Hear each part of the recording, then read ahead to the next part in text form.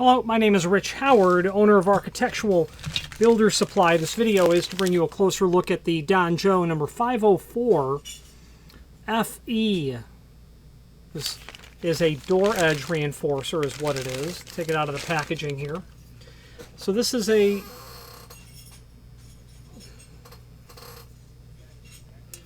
piece of U-channel. This is a piece of flat steel that's been embossed, it's been punched, it's then been bent in a press brake. It's had some post-manufacturing done to it with these insert nuts pushed in. It's been pierced, and then it's been painted. It has been powder coated. So this is probably, I'm tempted to say that this is a brass-based material because it's not magnetic at all. If it was stainless, it'd probably be slightly magnetic, especially around those areas where it has been. Oh no, I think it's stainless. It's very marginally magnetic where it's been worked. So I would say that this would be. It's got to be stainless. Door reinforcer. Important to note is that it's clearly telling me that this is for a beveled edge door. I don't believe it's going to indicate that at all. But this looks like it's intended for a 3-degree bevel type of installation. Getting this or forcing this down to a square edge door might be a bit of a challenge. I don't know that I'd want to try that. It's clearly not a 90-degree bend. Anyway, let's take some basic dimensional properties. Overall height of the unit is 12 inch. This is going to be intended for an 1 3/4 inch thick door. The face dimension is about 1 inch. This is going to include a truss head style fastener for here and here, and then here and here, and then two 12/24 flat undercut head machine screws that will allow you to install the mortise cassette right to this. Those are threaded inserts that are there. Okay. Now, what would you use this for? Let's talk about that now. If you are enjoying this video, please click thumbs up or like, and also please consider subscribing to our channel. Let's move on to the rest of the video. Where you're going to use this item is when most likely you've got some damage to a door. Maybe not extreme extensive damage, but just enough where you've got a cracked edge and you can no longer attach that mortise lock to the edge of the door. So if you have a non-fire rated door and you have a situation on the door where the attaching of the mortise body itself, what we call a cassette, is compromised, you very likely might be able to get this onto the edge of your door after you've cleaned out the damage, removed any wood, perhaps glued and reclamped and given some sense of integrity back to the edge of the door. And the job that this does is it allows you to completely avoid having to attach that mortise body or the cassette to the door itself. You're attaching it to the plate, and then the plate, the edge adapter, gets then screwed to the face of the door. Is how this is going to work, and that's what this is for. Why would you use this? Well, replace the door. Really expensive, maybe not practical, maybe the cost to do so, or the door, obtaining the door itself, the hiring of the labor to do it is thoroughly not practical, or put on this pretty inexpensive plate and sure, it doesn't look very nice. You know what? It's fine for me. That could be why you'd be using this. Admittedly, I don't sell these very often, but they are a type of wraparound plate. Generally, you'll see them that come much further back. That would be far more common. But if you've got just a split in the edge of the door and it's not too bad, someone breaks the door, they can, because so much wood has been removed from the edge of the door in this area where the mortise pocket is, if you were to strike something in that area of the door, you could take that edge of the door and expand it out. Enough to get the latch, the lock body now loose because it's split right where the screws go into the stile. Enough to get that door to open. Well, it's theoretical that you could clean out that damage, get the door pushed back down, clamping it, gluing it so that it's okay, but there's still too much damage to attach a body to. So that's where this will come in. They call this the 10B finish. That's supposed to mean oil rub bronze. This is not oil rub bronze. This is a powder-coated dark bronze is what this is. I would say that this is complementary to oil rub bronze, but this is not oil rub bronze. And I will take exception to the fact that 10B is used. It should be called DU for Duranodic or dark brown powder-coated paint. Weighs about 1/3 of a pound, 0.36 pound anyway. And let's switch to the screen view and let's take a closer look at the supporting information.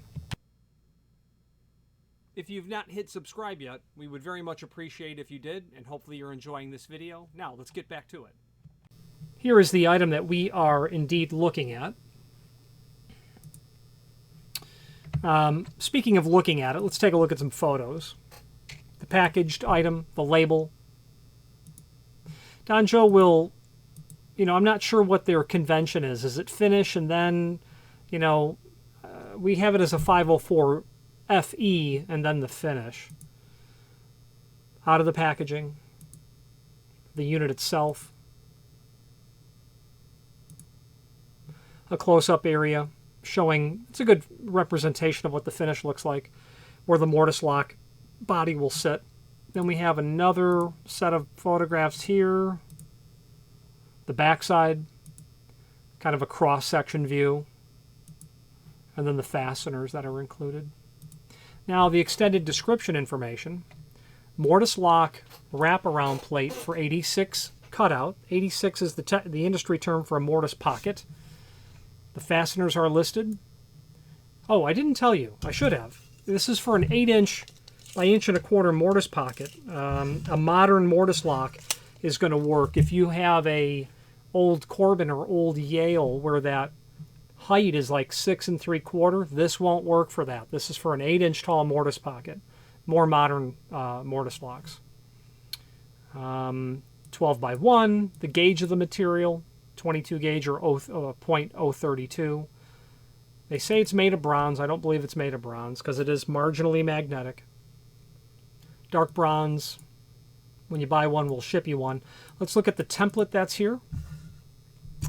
Nice drawing in the sense that it tells you where that's positioned. So 8 plus 2 leaves you with 2. 12" tall, 1" wide. They don't indicate that this is for a beveled edge door, but you might need a pony clamp to get that edge pushed down onto the door so that you can then pre-drill those holes for the fasteners. S for stainless. We only have it listed in a 10B finish. I will investigate why that's the case, which tells me it's probably available in stainless brushed finish, which tells me why this powder-coated version is magnetic. Speaking of powder-coated, they do black as well, so I'm sure that this can be done in black. Product catalog is here. I'm sure this is a much older document. Let's do a Control F for 504 for a find function. Okay, there we go. Yeah, so they list it in a oil rubbed and in a satin brushed stainless. That's how that's listed. The rest of this catalog is pretty, and this is actually not an older document. This is more current. This might be a 2020 document. I don't see a year, but I believe that that is the case.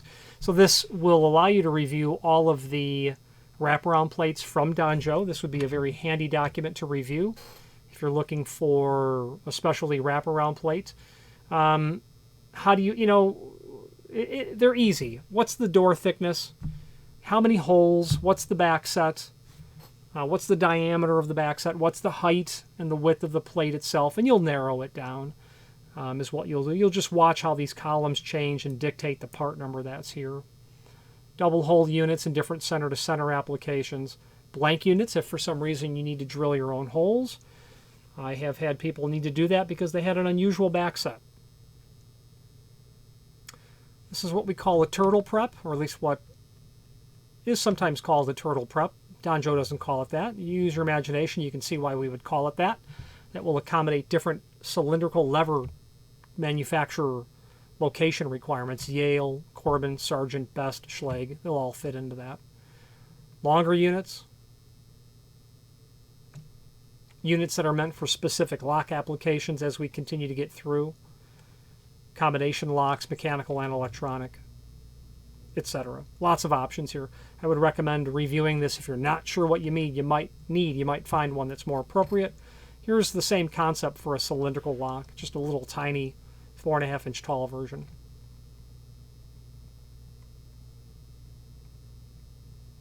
There you go. Okay, so let's take a look at the link below this video as seen here to the manufacturer's page. And from here we can pull up not only all of the Danjo products that we sell by means of this horizontal navigation, but also a link to the manufacturer's catalog, but all of those sections of the catalog broken down into subsections. If you know the name Danjo at all, you likely do for latch protectors and wraparound plates. But take note, bolts and latches, hinges, antimicrobial solutions, strike plates, pivots, holders and bumpers, protection plates, push and pull hardware, lots of stuff. I would take a look at Danjo. Let's wrap up this video on camera. If you've made it this far into this video, you must be determined to see it through to the end, and we appreciate your hanging in there with us and watching this entire video. It means a lot. It takes a lot of work to create these videos in the sense that,